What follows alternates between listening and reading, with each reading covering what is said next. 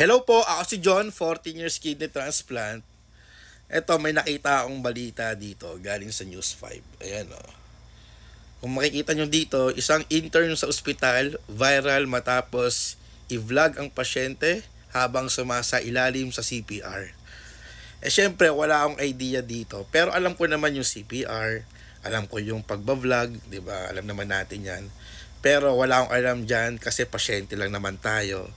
Sakto, andito si Mami Monica. Kaagaling lang sa ospital, syempre duty. Tatanungin natin siya kung ano yung reaksyon niya regarding dito. And sa mga hindi po nakakaalam, si Mami Monica ay 10 taon na yatang nurse or lagpas pa. Tignan natin kung anong magiging reaksyon niya. Mami! Go! Eto, may napanood ako dito sa News 5 yan. Isang intern sa ospital, viral. Matapos i-vlog ang pasyente habang sumasa ilalim sa CPR. Noon kasi, Mami, may nag-viral din na isang nurse or hindi pa yata nurse yon na binivideohan niya a day in my life na kung ano yung ginagawa niya sa ospital. Naging viral yon, Mami, kasi yung binivideohan niya yung nagpa-flat rate yata, yung mga nag-aagaw buhay. Ngayon naman, intern naman to sa isang ospital. Ano ba yung intern? Doktor na ba yon, Mami? Hindi pa. Ano yan? Nag-aaral sila ng medicine.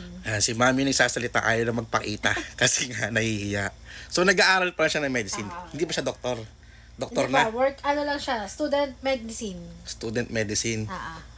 Ngayon, pwede ba yung ganito na binivideoan? Yung, lalo na pag sini-CPR, di ba bawal yon? Tama ba? Oo, syempre bawal yun. Kasi unang-una, privacy ng patient. Mm-hmm. Tsaka nasa mode of ethics talaga yun na bawal talaga mag-video sa hospital tsaka during ng ginagawa sa patient. Sobrang bawal yun. Sobrang no-no yun. Yung ganun ba, tinuturo ba sa inyo yun o hindi naman? Yeah, oo. Nasa ano yun. Tinuro din yun before sa pag nung habang nag-aaral. Tsaka ano naman ano din yun, parang galang na lang din sa patient. So bawal talaga yun? Bawal talaga.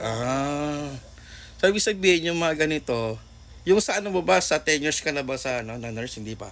10 years ka na ba? 11. Yung sa 11 mo ba, hindi ka nag-video kahit kailan? Ay, hindi talaga. Hindi, no? Kasi bawal talaga. Mahal ko lisensya ko.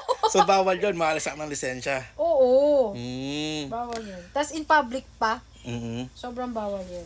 Grabe naman. So bawal pala talaga. Ayan, si Mami nagsalita. Anyway, si Mami po pala isang nurse sa isang ospital. Hindi ko na ho babanggitin Ewan ko lang kung pwede o baka bawal. At never niyang ginawa daw na mag-vlog. Mahihain kasi ito, hindi nagbi-video. Ngayon, Mami, meron akong tanong sa'yo. Let's say ako, relative ako. Relatives ako ng isang pasyente. Kamag-anak ako. Nagbi-video ako or binibidyoan kita, yung mga nurse, yung mga doktor. Bawal ba yun? Oo, bawal yun. Bawal din?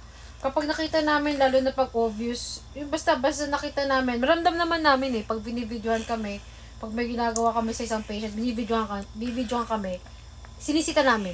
Dahil privacy, dahil no? Bawal talaga yun. Kasi syempre Tsaka, parang no? Ano yun yun nga, yung sa ethics na bawal talaga mag-video. So, Kahit parang anong ginagawa, lahat bawal. Privacy. Oo. Tsaka iniiwasan din yung makita yung history ng ng pasyente, no? Okay. Yun lang, nalaman natin yung sagot sa mismo isang lisensyadong nurse na bawal talaga. So ito, intern sa hospital. So good luck na lang sa lisensya. A day in my life pa. Ayun lang po, ingat palagi and Mami, maraming salamat. At mahiyain po kaya magpakita sa video.